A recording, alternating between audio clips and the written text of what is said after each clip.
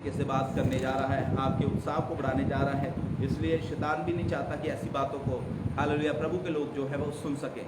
ध्यान से सुनिए, परमेश्वर के वचन लिखा हुआ है कि परमेश्वर का जो दाहिना हाथ है, परमेश्वर का जो हाथ है वो शक्तिशाली है, वो हमारे शत्रुओं को चकनाचूर करने वाला परमेश्वर का हाथ है। हालेलुया। प्रभु के बच्चों, मैं परमेश्वर का दास होकर आपको बता देना चाहता हूँ, इस समय बहुत से शत्रु हमारे इर्द गिर्द है। हो सकता है आर्थिक मंदी के शत्रु जो है वो आपको सता रहे हैं। हो सकता है हालेलुया मौसम के बुरे प्रभाव के हालेलुया शत्रु जो है वो आपको और मुझे सता रहे हैं। हो सकता है हालेलुया नौकरी जाने का खतरा, एक वो शत्रु हमें सता रहा है। हो सकता है डर का शत्रु हमें सता रहा है, बीमारी का शत्रु हमें सता रहा है, कर्जे का शत्रु हमें सता रहा है। ऐसे समय में याद रखें, आपकी ओर जो है वो सर्वशक्तिमान परमेश्वर है, उसका हाथ जो है वो शक्तिशाली हाथ है। और पवित्र शास्त्र बाइबल में लिखा हुआ है, यहोशापात के बारे में लिखा है कि यहोशापात के ऊपर जब मुआबियों ने, मुआनियों ने, अमोनियों ने जब मिलकर यहोशापात के ऊपर हालेलुया चढ़ाई कर दी, ऐसे समय में यहोशापात जो था वो परमेश्वर की खोज में लग गया। उसने परमेश्वर को खोजना शुरू किया। और पवित्र कलाम बताता है कि जब वो परमेश्वर को खोज रहा था, जब वो प्रार्थना कर रहा था, जब वो परमेश्वर की ओर फिरा हुआ था, दयालु परमेश्वर ने उससे बात करना शुरू किया। आमीन, हालेलुया। तो मैं प्रभु का दास होकर आपको कहना चाहता हूँ, जब आप परमेश्वर की खोज करेंगे, जब आप परमेश्वर के नजदीकी में आएंगे, जब आप प्रार्थना में जाएंगे, जब आप प्रार्थना के साथ आंसू बहाकर उपवास करके प्रभु की उपस्थिति में समय बिताएंगे, परमेश्वर जो है वो आपसे बात करना शुरू करेगा। परमेश्वर बताएगा, शत्रुओं से डरने की आवश्यकता नहीं है। पवित्र शास्त्र बाइबल में लिखा है, जब ये यहोशापात डरा हुआ था, जब यहोशापात का मन जो था वो घबराया हुआ था और वो परमेश्वर की खोज में लगा हुआ था, लिखा है वहां पर एक नबी जो था हालेलुया उसने प्रोफेसी करना शुरू किया और उसने भविष्यवाणी करना शुरू किया। और उसने यहोशापात को बोला, उस नबी ने यहोशापात को बोला, अगर आप इसी का 20 का 15 पढ़े तो लिखा है, तब वह कहने लगा, हे सब यहूदियों, हे यरूशलेम के रहने वालों, हे राजा यहोशापात, तुम सब ध्यान दो, यहोवा तुमसे यूं कहता है, तुम इस बड़ी भीड़ से मत डरो और तुम्हारा मन कच्चा ना हो, क्योंकि युद्ध तुम्हारा नहीं, युद्ध परमेश्वर का है। आमीन, हालेलुया। प्रभु के बच्चों, मैं परमेश्वर का दास होकर इस महामारी के समय मैं आपको इनकरेज करना चाहता हूं, परमेश्वर की खोज करे, परमेश्वर से प्रार्थना करे, परमेश्वर से लिपटे रहे, प्रभु यीशु का नाम ले, प्रभु आपसे बात करेगा, पवित्र आत्मा की सामर्थ्य आपके ऊपर उतर आएगी, पवित्र आत्मा परमेश्वर आपको हालेलुया इनकरेज करेगा, उत्साहित करेगा। पवित्र आत्मा आपको बोलेगा, मेरे बेटे, मेरी बेटी, तेरा मन कच्चा न हो, डरने की आवश्यकता नहीं है। संसार में क्या हो रहा है, संसार के ऊपर क्या बीत रहा है, उनसे डरने की आवश्यकता नहीं है। तुझे अपने यहोवा परमेश्वर से डरना है, उसके हाथ के नीचे आना है, उसको अपने जीवन का मुक्तिदाता उद्धारकर्ता करके ग्रहण करना है, उसके साथ अपने रिश्तों को राइट करना है, उसके साथ अपने रिश्तों को सुधारना है। और प्रभु का कलाम कहता है कि उस प्रभु के दास ने हालेलुया परमेश्वर की आवाज को सुना जब वो परमेश्वर की खोज में लगा हुआ था। ए मेरे प्रियो, आज इन दिनों में जब आप भी ऐसी एक मुश्किल में हैं, जहां पर आप डरे हुए हैं, जहां पर आपको कुछ भी समझ नहीं आ रहा, तो व्यवस्था 4 और उसका 30-31 से मैं आपको उत्साहित करना चाहता हूं। वहां पर प्रभु का दास कहता है, हालेलुया, यहोवा परमेश्वर अपने लोगों से बात करता है। यहोवा परमेश्वर कहता है कि हे मेरे प्रिय लोगों, हालेलुया, जब अंत के दिनों में विपत्तियां तुम पर आए, जब अंत के दिनों में जब ऐसी घटनाएं तुम्हें सुनने को मिले, तो वहां पर परमेश्वर कहता है, ऐसे समय में तुम मेरी ओर फिरना। मैं दयालु हूं, मैं दयावंत हूं, मैं दया कर कर तुम्हारे पाप को क्षमा कर कर मैं इन बीमारियों को तुम्हारे देश में से, तुम्हारे घर में से, तुम्हारे हालेलुया आसपास में से खत्म कर दूंगा। आमीन, हालेलुया। इन दिनों में इस महामारी से, इस बीमारी से बचने का सिर्फ एक ही तरीका है, एक ही उपाय है, परमेश्वर की खोज में करना, परमेश्वर के साथ लिपटे रहना, परमेश्वर की हजूरी में बने रहना, प्रभु के यीशु के लहू को अपने शरीर के ऊपर लगा के रखना। आमीन, हालेलुया। ओ प्रभु यीशु का लहू जब हमारे ऊपर लगा होगा, मौत का फरिश्ता हमारे ना तो घर में आएगा, ना हमारे जीवन में आएगा, हमारी गली में भी वो यीशु मसीह के नाम से प्रवेश नहीं करने पाएंगे। आमीन।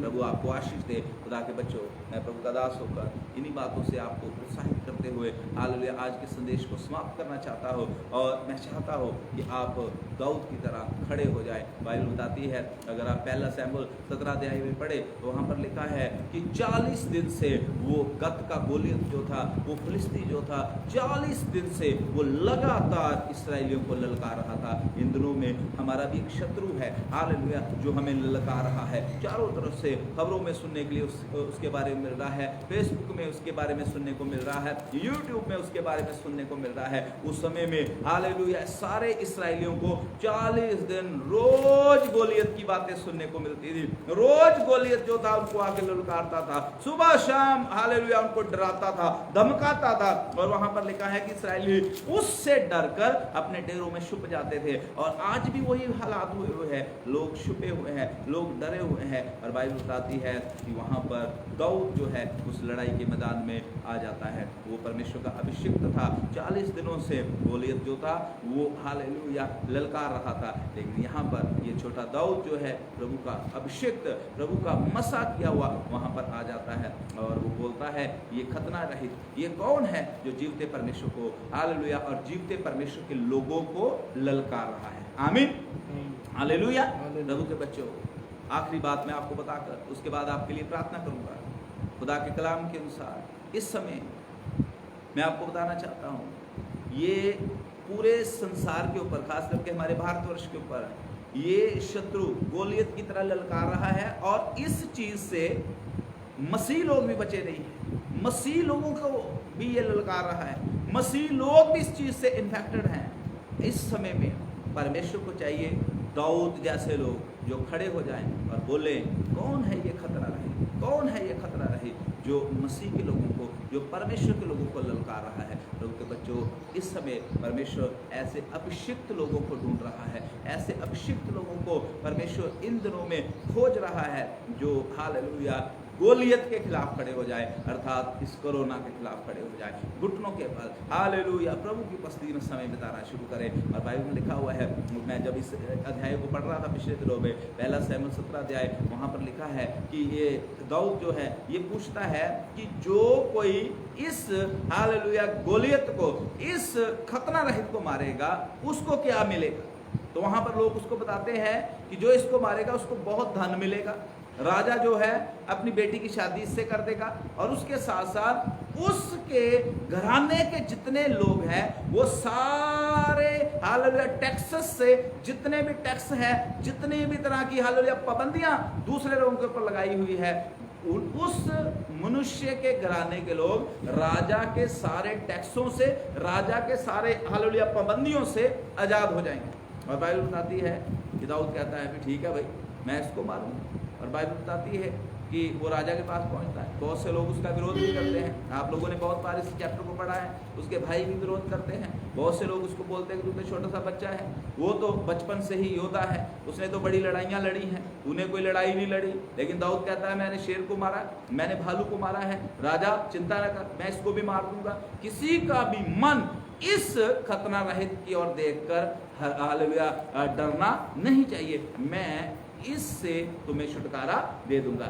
इन दिनों में ऐसे लोगों की परमेश्वर को आवश्यकता है जो इस तरीके से ढूंढे, जो इस तरीके से प्रार्थना करे, जो इस तरीके से हालेलुया अपने सहयोगियों के साथ, कलीसिया के लोगों के साथ, अपने पास्टर के साथ, अपने हालेलुया आसी पड़ोसियों के साथ, अपने परिवार के लोगों के साथ खड़े हो जाए और कहें कि कोरोना से डरने की आवश्यकता नहीं है, हम प्रार्थना के द्वारा हालेलुया इस बीमारी को हरा देंगे। आमीन हालेलुया।